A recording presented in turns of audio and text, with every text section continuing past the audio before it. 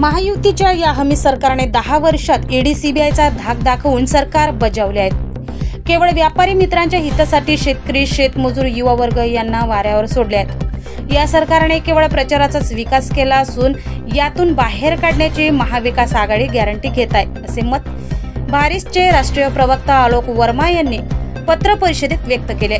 हा विकास आघाडीतील काँग्रेसचे अधिकृत उमेदवार शेखर शेंडे यांच्या निवासस्थानी पत्र परिषद पार पडली है।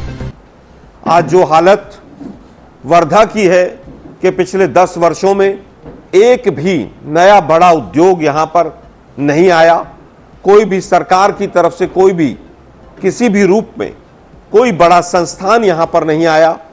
और अगर कोई चीज अगर बड़ी वर्धा को मिली तो वो भ्रष्टाचार के रूप में केवल भ्रष्टाचार ही मिला। यहां पर किसान जिस तरह से परेशान रहा, महिलाओं पर अत्याचार पूरे महाराष्ट्र में बढ़ते चले गए। एनसीआरबी के आंकड़े जो बता रहे हैं कि किसानों की आत्महत्या जिस तरह से बढ़ी है, लगभग 45% किसानों की आत्महत्या की दर बढ़ती चली गई। ये तमाम विषय यहां पर आज प्रमुख हैं। बेरोजगारी हो, महंगाई हो, भ्रष्टाचार हो, इलेक्टोरल बॉन्ड का मामला सबसे ज्यादा प्रमुख जो रहा वो महाराष्ट्र के लिए रहा।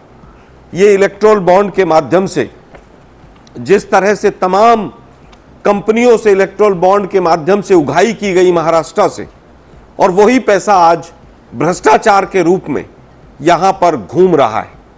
लगभग सैकड़ों करोड़ रुपया जो अभी तक इलेक्शन कमीशन ने पकड़ा है वो ज्यादातर बीजेपी से जुड़े हुए लोगों के यहां से पकड़ा गया है। ये इलेक्टोरल बॉन्ड जो था उसी का पैसा था जिसके माध्यम से सरकारें गिराई गई।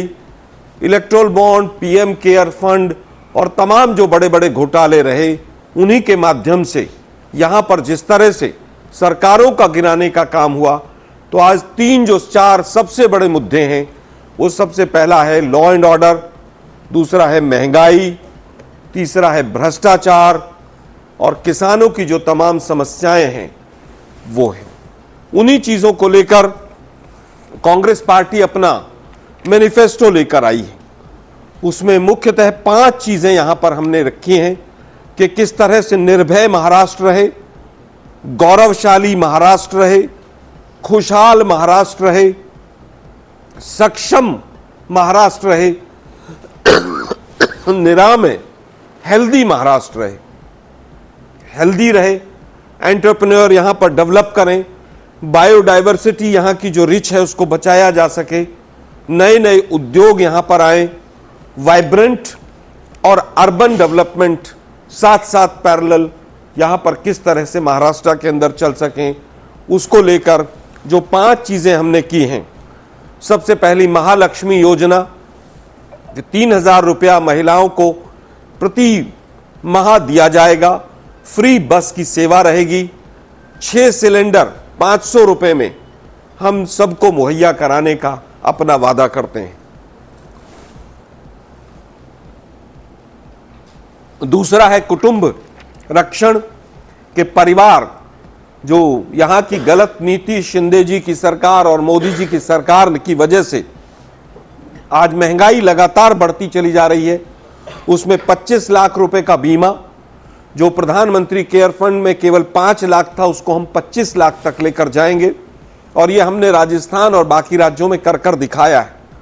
इसके बाद मुफ्त दवा की बात कि हम तमाम डिस्पेंसरीज और गवर्नमेंट हॉस्पिटल्स में मुख्य तौर पर जो भी दवाइयाँ महंगी हैं, हार्ट से रिलेटेड, कैंसर से रिलेटेड, जिसकी वजह से एक गरीब आदमी परेशान होता है, वो मुफ्त देंगे। कृषि मुख्य तौर पर एक विषय, महाराष्ट्र कृषि प्रधान प्रदेश रहा है कि कृषि के अंदर एमएसपी किस तरह से सबको, दलहन हो, तिलहन हो, सबको एमएसपी पूरी तरह से मिल सके, वो सबसे पहला हमारा कदम रहेगा।